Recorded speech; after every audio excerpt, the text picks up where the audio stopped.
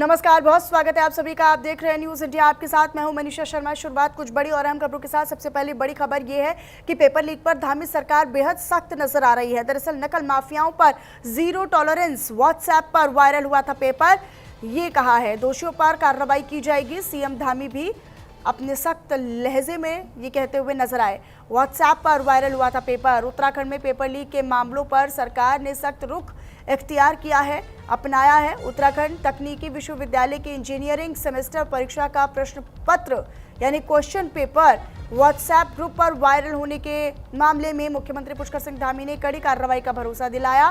CM Dhami ने साफ तौर पर यह कहा कि नकल और पेपर लीक के खिलाफ सरकार की जीरो टॉलरेंस नीति जारी रहेगी, तो वहीं आरोपियों पर कानून के तहत सख्त कार्रवाई भी अमल में लाई जाएगी।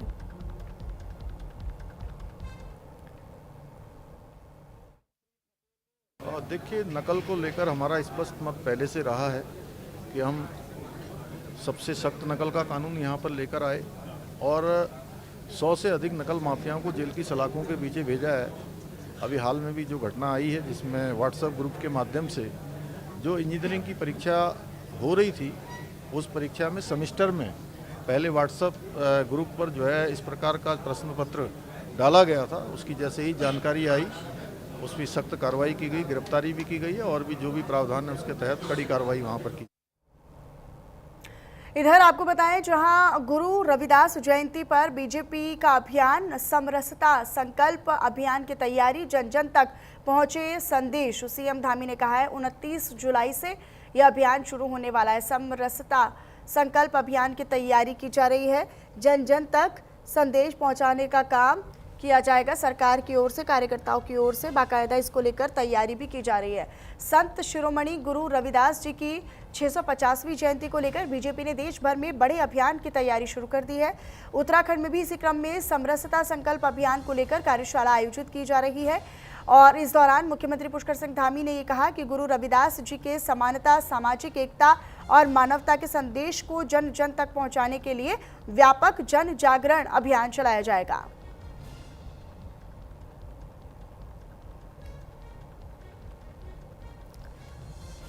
तो जन जन तक संदेश पहुंचाने के लिए सरकार की ओर से प्रयास किए जा रहे हैं। सीएम धामी की ओर से ये कहा गया, बाकायदा इसको लेकर तैयारी और वर्कशॉप भी किया गया। 29 जुलाई से अभियान की शुरुआत होने वाली है। गुरु रविदास जयंती की 650वीं जयंती पर बीजेपी एक बड़े अभियान की तैयारी कर रही है। समरसता संकल्प अभियान की तैयारी बीजेपी की ओर से की जा रही है। पूरे प्रदेश में अलग अलग शहरों में अलग अलग कार्यक्रम जो है वो आयोजित किए जाएंगे। 29 जुलाई से इस अभियान की शुरुआत हो जाएगी।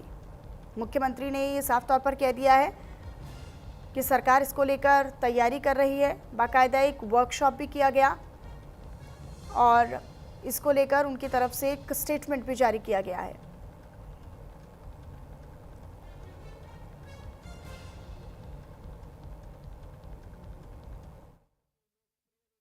संत शिरोमणि श्री गुरु रविदास जी की 650वीं जयंती के अवसर पर पूरे देश के अंदर समरसता संकल्प अभियान जो 29 जुलाई से शुरू होकर 20 फरवरी तक चलेगा और हम सभी जानते हैं कि संत शिरोमणि रविदास जी ने समाज में समरसता लाने के लिए, समाज में समानता लाने के लिए, सबको एक रास्ते पर चलने का जो संदेश दिया वो आज भी हमारे लिए बहुत पाथे का काम करता है। जन जन उससे जुड़े, जन जन अपने को उस दिशा में चलने के लिए प्रेरित करे, उसके लिए भारतीय जनता पार्टी पूरा ये संकल्प समरसता का लेकर महाअभियान चलाएगी और उसकी कड़ी में आज यहाँ भी पूरे प्रदेश की कार्यशाला हुई है, जिसमें हमारे मुख्य अतिथि के रूप में हमारे भारतीय जनता पार्टी के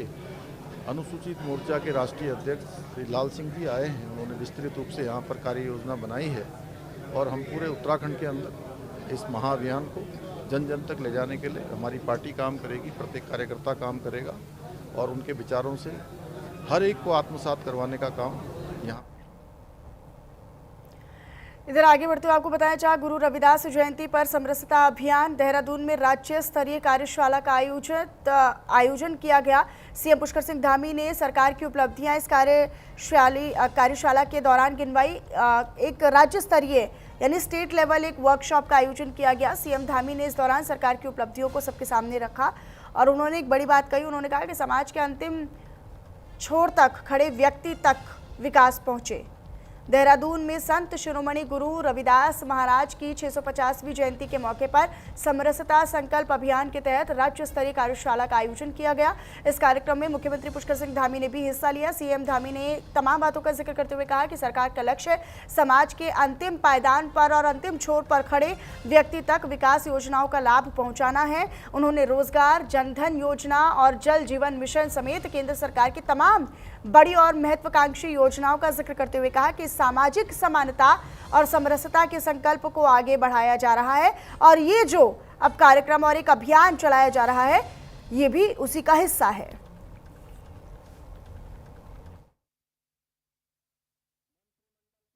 और माननीय प्रधानमंत्री नरेंद्र मोदी जी के अगर इन 12 वर्षों की बात करेंगे तो 4 करोड़ से भी अधिक है। एक बड़ा अंतर है। रोजगार की बात करेंगे तो 2004 से 2014 तक 10 सालों में कुल 2 करोड़ रोजगार है और प्रधानमंत्री मोदी जी के इन सालों में अगर हम गिनेंगे जब से उनके नेतृत्व में 2014 के बाद सरकार बनी तो ये आंकड़ा 17 करोड़ को पार करता है। एक बड़ा अंतर हर क्षेत्र में है। जनधन योजना के माध्यम से गरीबों को बैंकिंग व्यवस्था से जोड़ा गया। जल जीवन मिशन के माध्यम से हर घर स्वच्छ पेयजल पहुंचाने का अभियान चलाया गया और इन सभी योजनाओं का लाभ बिना किसी भेदभाव के प्रत्येक पात्र व्यक्ति तक, हर जरूरतमंद तक पहुंच रहा है। यही संत रविदास जी के समरस और न्यायपूर्ण समाज के संकल्प को साकार करने का सच्चा प्रयास है। साथियों, हमारी राज्य सरकार भी आदरणीय प्रधानमंत्री जी के मार्गदर्शन में अंत्योदय की भावनाओं को मूल मंत्र मानकर कार्य कर रही है कि समाज के अंतिम छोर पर रहने वाली व्यक्ति तक विकास पहुंचे, विकास का प्रकाश पहुंचे। हमारा एकमात्र ध्येय है कि जो समाज में पीछे छूट गया है, जो समाज में सबसे पीछे है, उसे सबसे आगे लाना है। उसके बच्चों को भी आगे आने का अवसर प्रदान करना है, उनकी सहायता करनी है, उन तक शासन पहुंचे, हमारी योजनाएं पहुंचे। इसको लगातार ध्येय मानकर हम प्रयास कर रहे हैं।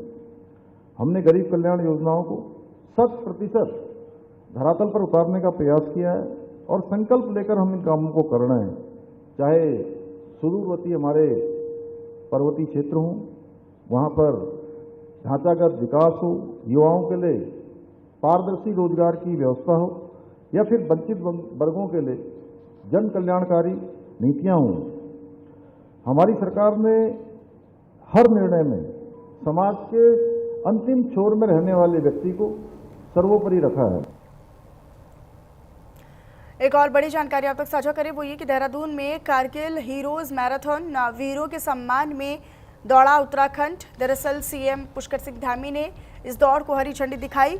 युवाओं ने देशभक्ति का संदेश इस कार्यक्रम के माध्यम से दिया। कारगिल वीरों को श्रद्धांजलि दी गई। तो कारगिल विजय दिवस से पहले देहरादून में वीर जवानों के सम्मान में खास आयोजन किया गया। राजधानी में कारगिल हीरोज मैराथन का आयोजन हुआ, जिसे मुख्यमंत्री पुष्कर सिंह धामी ने हरी झंडी दिखाकर शुरू किया और मैराथन में युवाओं से लेकर सीनियर सिटीजन तक बड़ी संख्या में, बड़ी तादाद में लोगों ने हिस्सा लिया। सीएम धामी ने कहा कि देश के वीर जवानों के बलिदान और साहस को याद रखना हर नागरिक का कर्तव्य है।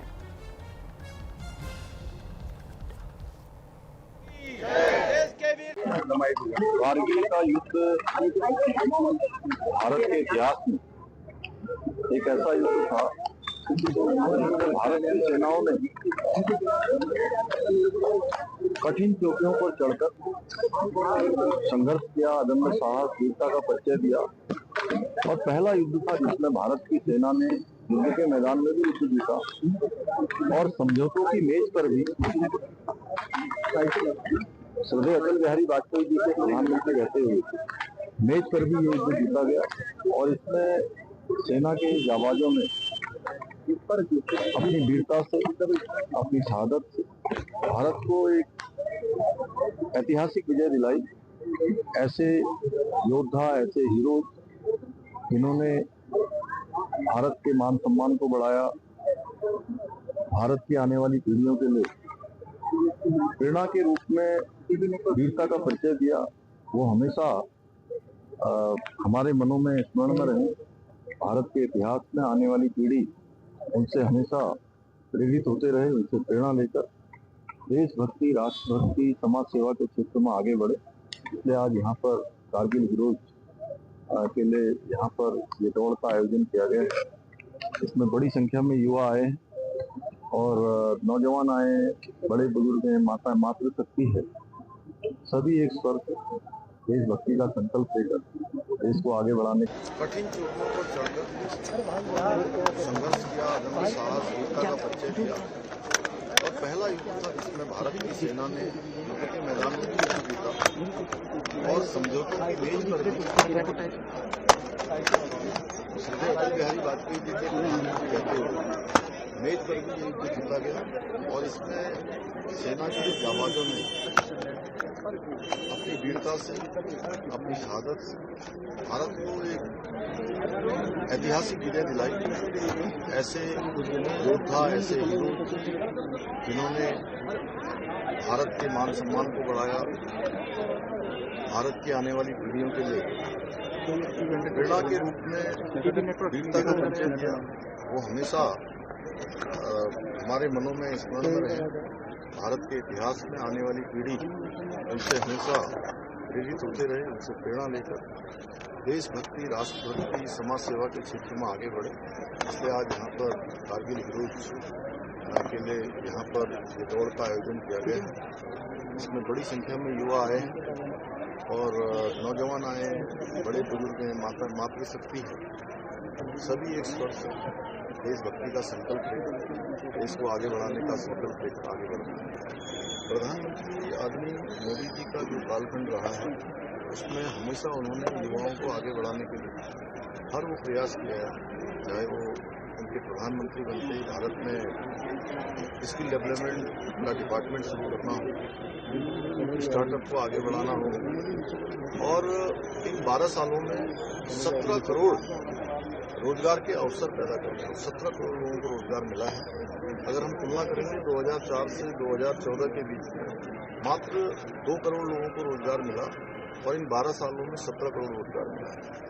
12 लाख लोगों को नियुक्ति पत्र वितरण किए गए हैं। पूरे देश के अंदर जहाँ जहाँ भी एनडीए और भाजपा की सरकारें हैं, सभी सरकारों ने रोजगार को अपनी प्राथमिकता में रखा है। प्रधानमंत्री जी ने जो कदम बढ़ाए हैं वो निश्चित रूप से हमारे युवाओं के अंदर और मजबूती पैदा करेंगे और उनके अंदर आत्मविश्वास पैदा करेंगे। हम प्रधानमंत्री जी के इन सभी कदमों का स्वागत करते हैं। सभी देश के युवा भी उस दिशा में आगे बढ़ेंगे, सकारात्मक सोच से प्रधानमंत्री जी के अमृत भारत और जो विकसित भारत का संकल्प है उसमें पूरा करने में अपना योगदान देंगे। चलिए आगे बढ़ लेते हैं। इसी बीच एक और बड़ी खबर आप तक साझा करें। धामी सरकार का बड़ा प्रशासनिक फेरबदल, 11 आईएएस और आईएफएस अधिकारियों के दायित्व में बदलाव किया गया है, यानी उनके तबादले किए गए। कई अहम विभागों में नई जो तैनाती है वो भी की गई है। शासन ने जारी किया है तबादला आदेश, बाकायदा इसको लेकर एक सूचना भी जारी कर दी गई है। उत्तराखंड की धामी सरकार ने प्रशासनिक स्तर पर बड़ा फेरबदल किया है। शासन ने 11 आईएएस जबकि आईएफएस अधिकारियों के दायित्वों में फेरबदल करते हुए, बदलाव करते हुए कई अहम विभागों की जिम्मेदारियां बदल दी हैं। कुछ अधिकारियों से अतिरिक्त प्रभार वापस लिए गए हैं, जबकि कई नए अधिकारियों को महत्वपूर्ण विभाग सौंपे भी गए हैं। सरकार का साफ तौर पर कहना है कि प्रशासनिक व्यवस्था को और बेहतर, मजबूत और सुदृढ़ बनाने और योजनाओं के प्रभावी क्रियान्वयन के लिए ये बदलाव किया गया है। सताक्षी कन्याल संवाददाता देहरादून से मेरे साथ जुड़ी हुई हैं। सताक्षी, ये जो अहम विभागों में तैनाती की गई है, कई के विभाग उनसे वापस ले लिए गए हैं, तो कई नई जिम्मेदारियां भी दी गई हैं, क्या उद्देश्य है, क्या कानून व्यवस्था और योजनाओं के क्रियान्वयन को लेकर ये जिम्मेदारियां बदली गई हैं? जी मनीषा, बिल्कुल सरकार का उद्देश्य एडमिनिस्ट्रेटिव एफिशिएंसी बढ़ाना है और विभागों के काम को और तेज बनाना मांगा जा रहा है। अब देखना होगा कि नए अधिकारी अपने अपने विभागों में किस तरह से फैसले लेते हैं, क्योंकि गवर्नेंस को मजबूत बनाना चाह रहे हैं और धामी सरकार के नेतृत्व में तमाम काम किए जा रहे हैं। तो वहीं अगर इस पूरे एडमिनिस्ट्रेटिव रिशफल को देखा जाए तो सरकार ने ब्यूरोक्रेसी में काफी स्ट्रैटेजिक बदलाव किए हैं। सबसे बड़ा focus education, finance, IT, transport और पंचायती राज में देखा जा रहा है, जैसे की डिपार्टमेंट्स पर दिख रहा है। कई सीनियर ऑफिसर्स से कुछ जिम्मेदारियां वापस लेकर नए अधिकारियों को दी गई है, तो जिससे गवर्नेंस को और इफेक्टिव बनाने की कोशिश नजर आ रही है। तो ये बात तो साफ है कि सरकार डिपार्टमेंट्स की फंक्शनिंग को और तेज, अकाउंटेबल और रिजल्ट ओरिएंटेड बनाना चाहती है।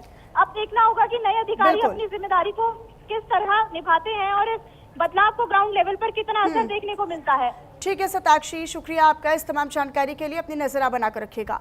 इधर जंतर मंतर प्रदर्शन में उत्तराखंड पुलिस की वर्दी पहने एक शख्स के मंच पर पहुंचने का वीडियो अब विवादों में घिर चुका है। दरअसल वायरल हो रहे वीडियो में खुद को पुलिसकर्मी बताते हुए एक शख्स छात्रों पर लाठीचार्ज से नाराजगी जताता हुआ नजर आ रहा है। हालांकि उत्तराखंड पुलिस ने साफ कर दिया है कि वीडियो में दिख रहा व्यक्ति कांस्टेबल शेर सिंह है, जो फिलहाल निलंबित चल रहा है। पुलिस के मुताबिक उसके खिलाफ पहले भी गंभीर मामलों में कार्रवाई हो चुकी है और अब इस वीडियो के सामने आने के बाद और वर्दी के इस्तेमाल को लेकर अब जांच तेज की जा रही है। परचून की दुकान पे पटवारी का गुरगुल में देखा है हमने। भगत सिंह के हमारे उत्तराखंड में परचून की दुकान पे मिलते हैं पेपर, परचून की दुकान पे पटवारी का गुरगुल में देखा है हमने। भगत सिंह ने कहा था दोस्तों, भगत सिंह ने कहा था इस देश के युवाओं, और आज से उत्तराखंड पुलिस की नौकरी से शेर सिंह रिजाइन करता है। लगाओ हाथ आज के बाद अभिजीत भाई को, हम बताएंगे तुम्हें लोकतंत्र कैसे चलता है। कि हमारे उत्तराखंड में कांस्टेबल का पूर्व में भी आपराधिक इतिहास रहा है। यह कांस्टेबल और इसका एक अन्य साथी प्रवीण वाल्मीकि जैसे कुख्यात गैंगस्टर के साथ मिलकर संगठित अपराध में लिप्त थे। यह लोग भोले भाले लोगों को डरा धमकाकर उनकी जमीन को कब्जा करते थे, जिसके संबंध में इनके विरुद्ध FIR संख्या 415/2025 जनपद हरिद्वार में पंजीकृत की गई थी। 15/9/2025 को इसको गिरफ्तार करके जेल भेजा गया था। ये कई महीने जेल में रहा और वर्तमान में बेल पर बाहर था। इस संदर्भ में भी इसके खिलाफ डिसमिसल की कार्रवाई चल रही थी और वर्तमान में इसके द्वारा जो अनर्गल वक्तव्य दिया गया है उसके संबंध में आवश्यक वैधानिक एवं डिपार्टमेंटल कार्रवाई अमल में लाई जा रही है। और चलिए फिलहाल इन्हीं तमाम बड़ी और अहम खबरों के साथ इस बुलेटिन में इतना ही। नमस्कार।